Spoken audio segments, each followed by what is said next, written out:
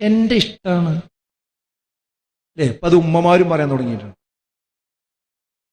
ആൺവേഷം കെട്ടുന്ന പെണ്ണിനെയും പെൺവേഷം കെട്ടുന്ന ആണിനെയും ശപിച്ചിരിക്കുന്നു എന്നാണ് അള്ളാന്റെ റസൂല് പറഞ്ഞത്. ഈ ഹദീസ് വേണമെങ്കിൽ തെരഞ്ഞു കിട്ടും. ആ ശാപം കിട്ടിയാലും വേണ്ടില്ല, ഞാൻ എന്റെ പെൺകുട്ടിക്ക് ജീൻസ് ഇട്ട് കൊടുക്കുള്ളൂ എന്ന് വാശി പിടിക്കുന്ന രക്ഷിതാക്കൾ ഉണ്ട്. അപ്പൊ ചോദിക്കുന്നത്, ഒരു കുട്ടിയുണ്ട് പാന്റ് ഇടുമ്പോക്കിന് ഇങ്ങോട്ട് ആകാശം പൊളിഞ്ഞു കൂടും. ആ ചോദ്യം എന്തിനും ചോദിക്കാലോ. ഒരു വാപ്പാനെ ഒരാളോട് കുത്തിയാണ് കൊന്നു, ആകാശം പൊളിഞ്ഞു പോകുമോ?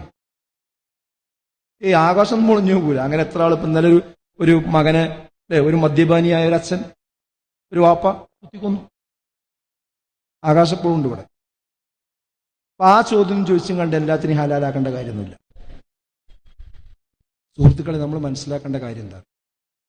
എന്റെ ഇഷ്ടം, എന്റെ മകന്റെ ഇഷ്ടം, മകളുടെ ഇഷ്ടം, അവന്റെ ഇഷ്ടത്തിന് നമ്മൾ എതിര് നിൽക്കണ്ട എന്ന ഒരു ഫ്രെയിം നിങ്ങൾ കൊണ്ടുവന്നാല് ഓരോ ദിവസവും ഇവർ പറയുന്ന ഇഷ്ടത്തിനാണ് നിന്ന് കൊടുത്താൽ എന്തൊക്കെ ഇഷ്ടാപ്പ് റീൽസിൽ വന്നുകൊണ്ടിരിക്കുന്നത്, സോഷ്യൽ മീഡിയയിൽ വന്നുകൊണ്ടിരിക്കുന്നത്, ആ ഇഷ്ടങ്ങൾ നടപ്പാക്കിയ പിന്നെ ഈ ദീനെന്നാണ് പുറത്തു പോവുകയും ചെയ്യും.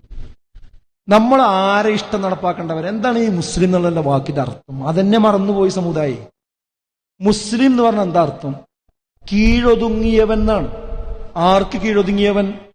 സെലിബ്രിറ്റിക്ക് കീഴൊതുങ്ങിയവൻ എന്നല്ല, സിനിമാ നടന്മാർക്ക് കീഴൊതുങ്ങിയവനെന്നല്ല, ലിബറലിസത്തിന് കീഴൊതുങ്ങിയവനെന്നല്ല, മതനിരാസത്തിന് കീഴൊതുങ്ങിയവനെന്നല്ല, ജെൻഡർ ന്യൂട്രൽ പൊളിറ്റിക്സിന് കീഴൊതുങ്ങിയവനെന്നല്ല, മറിച്ച് അസ്ലംതു ലിറബ്ബിൽ ആലമീൻ, സർവലോക രക്ഷിതാവായ അല്ലാഹുവിനിതാ ഞാൻ കീഴ്പ്പെട്ടിരിക്കുന്നു എന്ന് പറയുന്നവനാണ് മുസ്ലിം.